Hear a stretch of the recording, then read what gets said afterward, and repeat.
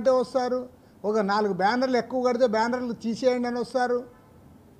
మీరు అసలు ఇంత దౌర్జన్యం జరుగుతూ ఉంటే మొత్తం పోలీస్ వ్యవస్థనంతా నిర్వీర్యం చేసిన ఫలితమే ఇది. అపఖ్యాతి అంతా కూడా జగన్మోహన్ రెడ్డి మోసుకోవాలి. నీవు అధికారంలోకి వచ్చినప్పటి నుంచి రాష్ట్రంలో పోలీసు రాజ్యాన్ని నడిపావు. పోలీసులు వాళ్ళ డ్యూటీసే మర్చిపోయారు.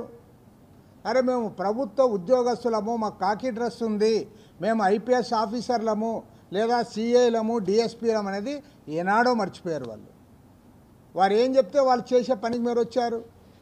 కాబట్టి ఏమంటే ఈ పోలీస్ వ్యవస్థ రాష్ట్రంలో నిర్వీర్యమైన ఫలితమే ఇవాళ తిరుపతి లాంటి ఘటనలు జరిగాయి. తాడిపత్రిలో జరిగిందంటే అక్కడ కొద్దిగా అలాంటి సాంప్రదాయాలు ఉన్నాయి. ఇప్పుడే కాదు, 2004 ఎలక్షన్లప్పుడు కూడా గొడవలు జరిగాయి. తిరుపతి ప్రశాంతంగా ఉన్న చోట ఇక్కడ జర్నలిస్టుకు రక్షణ లేదు, పార్టీల కార్యకర్తలకు రక్షణ లేదు, పార్టీ అభ్యర్థినే ఒకేసారి అభ్యర్థి పైన దాడి చేస్తారు. కాబట్టి ఏమంటే దీన్ని తీవ్రంగా ఖండిస్తూ ఉన్నాం. పైగా ఇవాళ తిరుపతి లాంటి ప్రాంతంలో జర్నలిస్టులకు వ్యతిరేకంగా ఆంధ్రజ్యోతి ఆయన రాయలసీమ ఎడిషన్ ఇన్ఛార్జ్ ఉమామహేశ్వరరావు ఆయన పైన కూడా ఆయన ఎమ్మెల్యే గారు చేసినది కరెక్ట్ కాదు. ఆ జర్నలిస్టుల పైన జరిగిన దాడిని కూడా తీవ్రంగా ఖండిస్తూ ఉన్నాము. ఏది ఏమైనా సరే ఇలాంటి ఘటనలు పునరావృతం కాకుండా చర్యలు చేపట్టాల్సిన బాధ్యత రాబోయే ప్రభుత్వం పైన ఉంది. వచ్చే ప్రభుత్వాన్ని కూడా మేము కోరేది ఒకటే, పోలీసుల్ని మీరు అనవసరంగా వినియోగించొద్దండి, అనవసరంగా వాళ్ళని తాబేదారులుగా మార్చొద్దండి. వాళ్ళ డ్యూటీ వాళ్ళు చేయాలి చట్ట ప్రకారం. అప్పుడు దానికి ఒక విలువ అనేది ఉంటుంది. ఇవాళ రాష్ట్రంలో విలువ లేకుండా పోయింది. రైట్, ఒక ఎస్ఐ మొదలుకొని డీజీపీ వరకు అందరు ట్రాన్స్ఫర్లు కావడము, కొంతమంది సస్పెండ్ కావడము, ఇది మొత్తం రాష్ట్రంలో పోలీస్ వ్యవస్థ నిర్వీర్యం చేసింది మాత్రము ఖచ్చితంగా అది జగన్మోహన్ రెడ్డి ప్రభుత్వమే. పాపము హోమ్ మినిస్టర్ ఎవరో కూడా ప్రజలు మర్చిపోయారు. ఆమె ఎప్పుడు దాని గురించి మాట్లాడదు. ఆమె పోలీస్ గురించి ఆమెకు కనీసం ఒక కానిస్టేబుల్ ట్రాన్స్ఫర్ చేసే అధికారం కూడా ఆమెకు లేకపోవచ్చు. అలాంటి ఊరికి ఒక డమ్మీగా పోలీస్ మంత్రిని పెట్టుకోవడం. అంతకుముందేమో ఆమె పేరే మర్చిపోయినాం, సుచరిత, మేకపాటి ఆమె సుచరిత ఉండే, తర్వాత ఇప్పుడు తానేటి వనిత అనే ఆమె వచ్చింది. ఎవరో మన సీనియర్ జర్నలిస్ట్ గారు గుర్తుపట్టుకున్నారు ఇద్దరు. అసలు వాళ్ళ ప్రస్తావనే రావడంలే. మొత్తం జగన్మోహన్ రెడ్డి ప్రభుత్వ యంత్రాంగాన్ని, మంత్రివర్గాన్ని, ఉప ముఖ్యమంత్రులు అందరూ కూడా డమ్మీలు చేసి ఏకఛత్రాధిపత్యంగా ఒక నియంతృత్వ పోకడలతో ఒక కాకస్ ముఠాగా కొంతమందిని పక్కన పెట్టుకొని రాజ్యమేలిన ఫలితమే ఇవాళ రాష్ట్రంలో ఈ పోలీస్ వ్యవస్థ నిర్వీర్యమైంది. కాబట్టి ఏమంటే దీన్ని చక్కదిద్దాలంటే పూర్తి స్థాయిలో ప్రక్షాళన జరగాలని చెప్పి కూడా మేము కోరుతాం.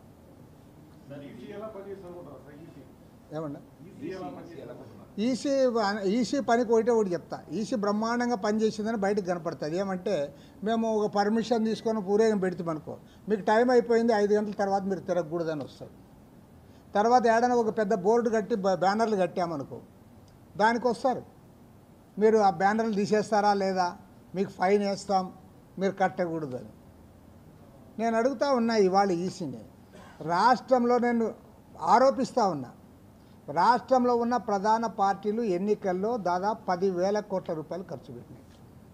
175 అసెంబ్లీ నియోజకవర్గాల్లో 25 పార్లమెంట్ స్థానాల్లో కూడా ప్రతి నియోజకవర్గంలో ఓటుకి మినిమం 500 నుండి 1000 రూపాయలు, 2000 రూపాయలు, 3000, 4000, కొన్ని చోట్ల పోస్టల్ బ్యాలెట్కి 5000 రూపాయలు పంచారు. 5000 రూపాయల వరకు ఒక కథను పట్టుకున్నారు. ఎవరంటే ఎవరో ఎస్ఐ ఒక కథను పట్టుకున్నారు. అది కూడా వీళ్ళు పట్టుకోలేదు అనుకుంటా. ఆ ఎస్ఐని ఎవరో సస్పెండ్ చేశారు. ఎందుకు? అతనికి ఆన్లైన్లో ట్రాన్స్ఫర్ చేసినందుకు. ఆడొక్కడే పాపాత్ముడు దొరికిపోయాడు పాపం. అరే డబ్బు ఏ ఓటర్కి అందలేదో చెప్పమని నేను అడుగుతా ఉన్నా. ఎలక్షన్ కమిషన్గా మీ నిర్వాహకం ఏంటి? మీరు కూడా అమ్ముడుపోయారు. నేను ఎన్నికల కమిషన్ పైన ఆరోపిస్తూ ఉన్నా, మీరు డబ్బు తీసుకుంటున్నారు కాబట్టి డబ్బు పంపిణీని ఎక్కడా మీరు కంట్రోల్ చేయడంలే. ఫస్ట్ మీరు తీసుకుంటున్నారు డబ్బులు, మీరు డబ్బులకు పోయారు కాబట్టి ఇవాళ అవుట్ రైట్గా వాళ్ళు పంచుకోగలుగుతూ ఉన్నారు. చివరికి ఆ స్థాయికి దిగజారిందంటే మంగళగిరిలో మీరు మాకు డబ్బులు ఇవ్వలేదని చెప్పి క్యాండిడేట్ ఇంటి మీదకే పోయారు. డబ్బులు ఇవ్వలేదని. పిఠాపురంలో వంగ గీత వాళ్ళ ఆఫీస్ దగ్గర పోయి ధర్నా చేశారు, మాకు డబ్బులు రాలే సరిగా.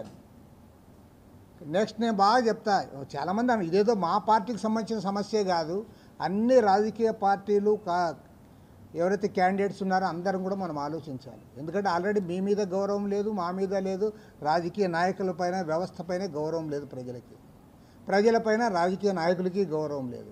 2024 ఇది.